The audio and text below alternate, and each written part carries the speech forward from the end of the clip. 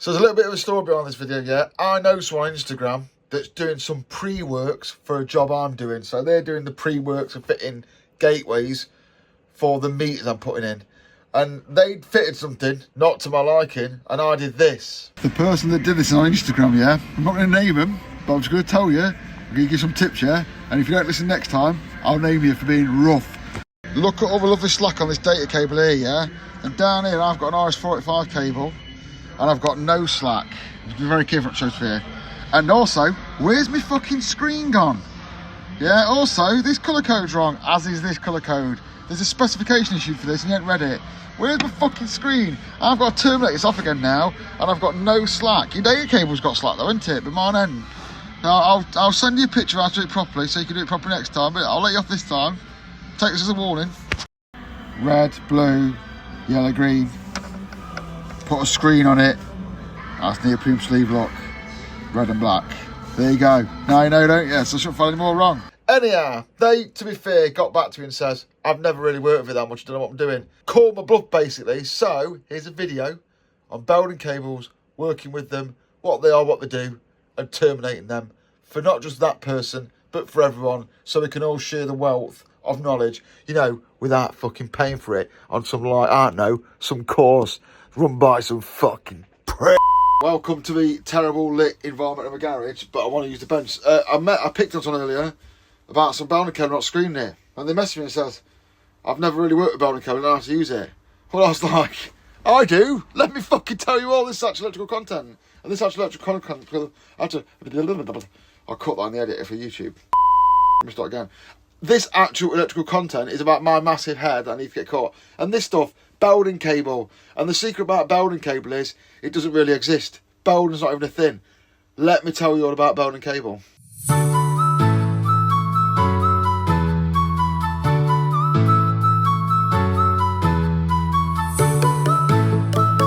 Belden is a manufacturer cable, an American manufacturer cable, yeah? And colloquially, I think that's the right word, people call all sort of cables that look like this, not data cables, not Cat5, not doorbell wire, not speaker wire, but cables that are twisted pairs, belden cable. So this is belden cable. If this is on YouTube, that's belden cable. That's belden cable. This is belden cable. That's belden cable. Even this, some people call belden cable. I've absolutely no idea what I'm going to put where those finger points were. This is belden cable too. I'll do that on YouTube, so watch it on there if you want that bit. But this is, basically belden cable is what is really known as, like, anyone's done RS-45, RS-232, any kind of communication cable, like speaker cable maybe, multi-core conductor cable, multi-pair conductor cables, yeah? Basically, let me cut it open and show you, because this is shite. But belden cable is like calling a vacuum a hoover. I just did a bit to camera and didn't record it. This is belden cable, yep. If I only got every single bit of belden cable I've ever owned or used, I'd have a lot of belden cables. They are normally twisted pairs. At the very most, they're normally a twisted pair. So let me just dismantle this one and show you, right? If I strip this off, there's the outer sheath, which is effectively a little tube look. Remember, it's a tube earlier. That's a pipe, which is bad because when this goes underground, like Cat5 cable, gets nicked or damaged, water will get into it and it's very pipe-like and water will track up it. There's something to watch firsthand, yeah? Then on top of this, you've got a braid, like you get on CY cable. So there's the braiding look. Well, I'll have to keep it short. There's all the braiding. And that goes around it. That's normally copper, tinned copper, which is why it's silver. And that acts as a screen around the cable, which I'll explain a little bit later. However, all braids have holes in. You can see it's got holes in it. So, in this case of this shielding, there's then a foil, like you get on, say, FP200. Oh, there's the drain wire, look. There's the drain wire for the earth. And then there is the foil, which will normally be like a metallic foil with like a plastic coating on. So there's the metallic foil, look. Normally blue on one side, I think, because the plastic all together, and foil on the other side. And then in there, look, you'll see it's a twisted pair. They weren't twisted, but they were twisted that way, look. And it's quite a slow twist. So in that, there's a twist there, look. It goes under and comes back on top. So in that distance there's one twist. So that's what you got inside. This is a piece of one pair, not two core, belden and control cables are done in pairs. One pair, foiled screen cable with a drain wire. However, There's billions of them. Let me go into a few of those now. I just did another shot and I didn't record it, yeah? This is the cable, so when you remove it, that is the outer jacket. That's the outer jacket, yeah? You always have that, otherwise your cable would fall apart. It wouldn't be a cable, it'd be cores. Then, in this particular one, you've got the braiding. Now, you don't need the braiding, you don't have to have the braiding. You could just have foil, yeah? So you could have the foil as well. You might have a drain wire, but you might not have a drain wire. You could have foiled with a drain wire. You could have twisted pair with just the braid and the drain wire. You don't have to have the foil, you don't have to have the braid, you don't have to have the drain wire. They're all optional, depending on what your requirement is. You might just have the twisted pair like that in the jacket, like that. You might just, that is it, that is a belden cable. One single twisted pair, or two twisted pairs, or three twisted pairs, or four twisted pairs, with or without foil, braiding and drain wires. That's basically what all belden cables are made up of. You could have a twisted pair in foil, with another twisted pair in foil, with another twisted pair in foil, with another twisted pair in foil, with as many twisted pairs as you can get in foil, surrounded by another foil, surrounded by a braid. This is a twisted pair. Then you get two twisted pairs, but if you had them four around each one, they're called individually screened twisted pairs. Because you might want to send two different signals down it, they don't want to interrupt with each other. I'm going to come to the interrupting bit in a minute, but yeah. I can't explain them all here. I'd be here all day going foil, no foil, drain wire, drain wire. I'll put some pictures up here if this is on YouTube, and I will put a link to a catalogue. Well, just Google belden cable, right? So then you can find it. Also, belden's a trade name, but they develop a lot of standards. For example, this one's belden 94. Oh, fucking hell, I can't remember. Hang on. I can't remember what belden this is, but this belden with a twisted pair, with the foil, with the braid and drain wire, I think it's 9841. I can't remember, it's on a drum. It's that, if you're on YouTube, yeah? This isn't belden. This is what they call a belden equivalent. So, belden's really, really expensive, but very, very good and high quality cable.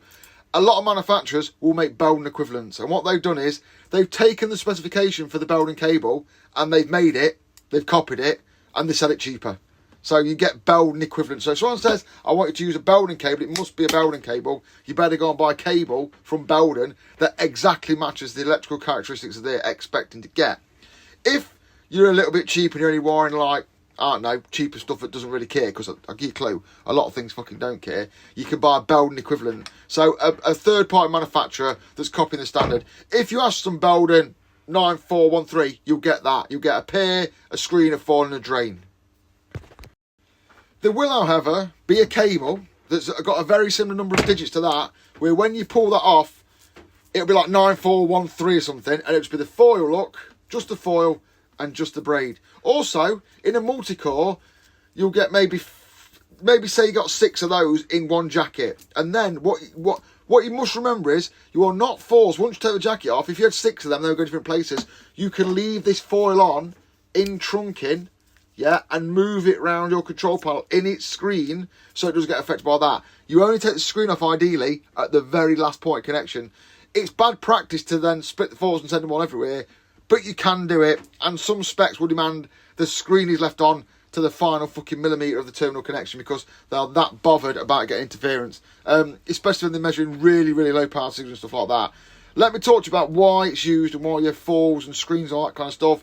It's basically just parts, we'll get into that now. Couple of bits of housekeeping first before we begin.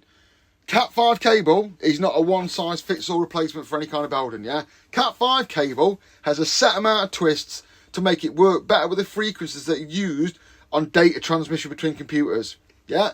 It doesn't work very well as a phone cable. If a phone signal will travel 100 metres for a piece of telephone cable, it will only travel about 30 for a piece of Cat 5 cable. And also, on the flip side of that, Cat 5 data will travel through phone cable, but won't go to the 100 metres that it will through data cable. That's mitigated slightly by the twist. So when you have a bit of twisted cable like this, it cancels each other out, the interference, so you get a longer distance for your twist. So if you want a twisted pair, you buy a bit of cable like that, that's just a twisted pair, and run that from one building to another, you'll be able to send a certain amount of signal or data on that, and the twists will help it not get signal losses, basically. Let's not get too deep on this beginner's guide. If you then get this cable and put this cable next to it, which is come untwisted like a motherfucker, yeah, you then get your two signals going across between your two buildings. However, there is a risk that this cable might interfere with this cable. because they've got electromagnetic fucking shit going off around them, and even the twist won't totally eliminate that. So this cable could stimulate this cable to have signals at both ends. Not always going to happen. So how do you stop those signals coming across? Or if you say you run it with a power cable at 50 Hz, you might induce 50 Hz onto it. How do you stop that? Simply put, you put a metal foil around it or a braid around it. And that is what this is for. So you put your foil around it like that, wrap your foil back around it. Now, all the electromagnetic gubbins and shit that's held within this foil can't get out of the foil. It acts like a water pipe, it keeps the EMC in, and it keeps the EMC out. So shit don't get on you, and you don't get on shit. So if you screen them both, you won't get much interference. However, having this pair of cables and this pair of cables wrapped with this bit of shitty foil is not very good. So then what they do is sometimes they put this braid around it, and that electrically magnetic stops all the inside shit getting at it, and the foil stops each other's signals getting at it. Layman's terms. Then they put a drain wire in, so all that shit that's trying to get into it is fed down the drain wire and goes out at one end. We'll talk about that later. Then, to make it not a fucking mess like this, they put an outer sheath around it to make it all good. Like I say, look in the RS catalogue, look at some of the ones I'll put online, the links, and you can see all the fantastic cables that are available. But at its heart, it's sending very, very low power signals or data or pulses or electronic shit down a pipe that's easily affected by EMC and external influences like frequencies and other signals, and it protects it all in a package that's not a piece of shit like this, that's just a bit of a piece of shit that's cables on the floor. That's what belden is, that's what belden does. Let's talk about terminating it. We'll talk about RS232 or RS485 because they're very common to use this type of cable, yeah, but there's loads of other things you sit down it, like, I don't know, milliamp signals, voltage signals, servo encoder details, blah blah blah blah blah, yeah. But effectively, I'm gonna stick a low powered signal down this end, and I'm gonna get a low powered signal out this end. So, as you can see, it's one piece of cable. If it's RS232, I think this will go about a couple hundred meters. It'll be on YouTube. If it's RS485, it can go a long way, and it's a multi-drop network. That's how the scope of this video. But if I don't do anything with this foil, then effectively the foil look like an antenna, and all the EMC that wants to get in will get in to the foil, travel down the end, and just get onto the interference here. So it needs to be terminated properly, and the screens need to have the right thing done with them correctly so you can use it. The general consensus is, at your instrument end, or one end, you connect the pairs for the data. At the other end, you connect the pairs for the data. Normally at the source end, this is all down to specification, at the source end,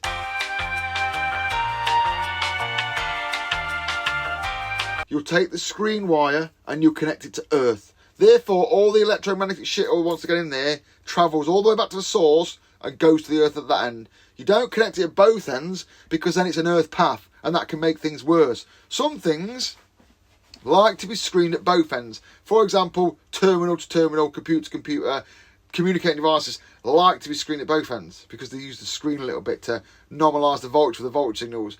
Some things like instruments don't like being screened at one end, don't like being screened at the other end. Depends what flavour you've got, but that's it. What I'll do now is I'll tell you how to terminate properly, and I'm going to tell you how to terminate properly, but I'm going to talk about a screen. I'm going to talk about a screen because even if you don't need the screen at one end, that doesn't mean you get rid of it because you might need it one day. You dick. Don't just go and buy the tools I'm using, yeah? You do you. Sometimes I use these, sometimes I use the Nix Ergo strip. Anyway, first of all, you work out how much you want, or you cut off a predetermined amount to work with. If you need to keep the screen as short as possible, keep the screen as short as possible. So all I do is score it lightly, because it's normally LSF, and it snaps off a piece of piss. Then, because it's very tube-like, that will slide off. Take the foil, the braiding, and shove it down like that, and you'll get a little bulge here. Then you can normally either pull the inner cores out if you want to. I sound like that plumber now. If you like, do that if you like. Not really, I don't copy people. I've got my own things. Pull the braiding down. If you make it a bit easier by shortening it, like that. Is that the drain wire? Is that the drain wire? You've got to be careful here because the drain wire's in here somewhere. And you don't have to cut the drain wire because, like right top, there's the drain wire lock. So I found the drain wire and I've kept that separate. That's a slightly stiffer wire than the braid. I normally put a little twist on the end of that, and then I keep it to one side, and then I just unthread the braiding at the base of where I am, keep that drain wire out of the way. And I drag all this braiding round to one side, pair of short snips, and I just cut it off, yeah? Give it a little haircut if you want to, but whatever you do, don't cut through your drain wire, because you'll look like a twat. Then, you twist the foil the wrong way, or untwist the cable, the foil will come off. And again, work the foil down to the bottom of your thing, like that. And what you can normally do is work it off the opposite side of your drain wire, put a little twist in it, and nip it off. Like that. Now you're liking like that. Look, that's all right. That's a right old mess, isn't it? But don't worry about that. We'll sort that in a minute. Then, work out how long you want cables to be or your earth to be. They might all be different lengths, but anyway, get yourself a bit of earth sleeving. Don't use socket earth sleeving. Buy some nice thin 1mm earth sleeving or something like that. Don't ram it in a bit of fucking, I don't know, heat shrink something. Then, take your drain wire and tightly twist the end and feed it into your thing and then shove it down. This could be hard because the drain wire's dead thin and the actual heat shrink is quite thick. And it's cold today, this is.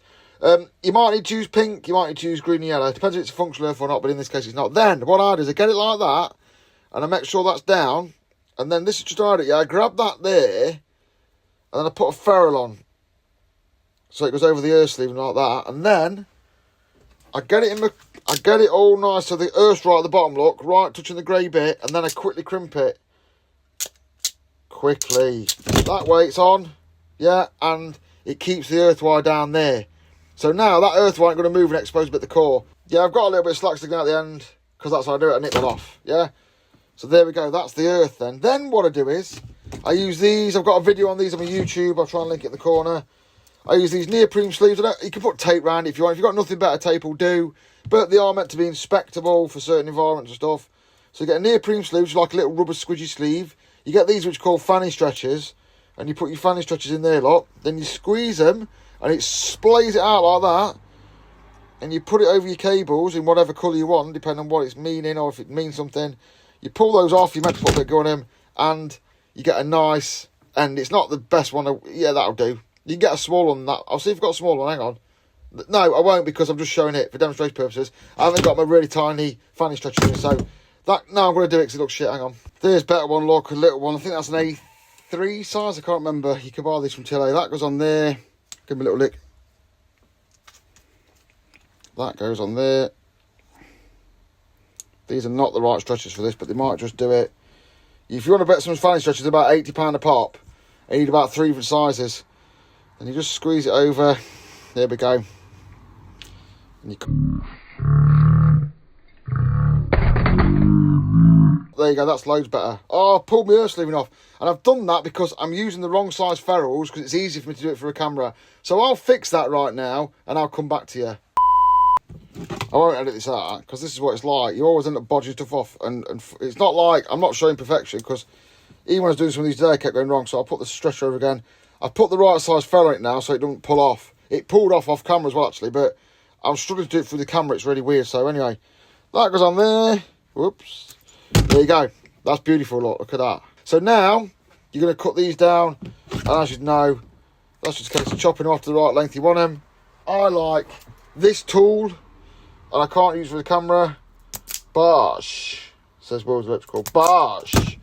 Gets them. Then you've got your inner cores. Then we'll go get the right size ferrules.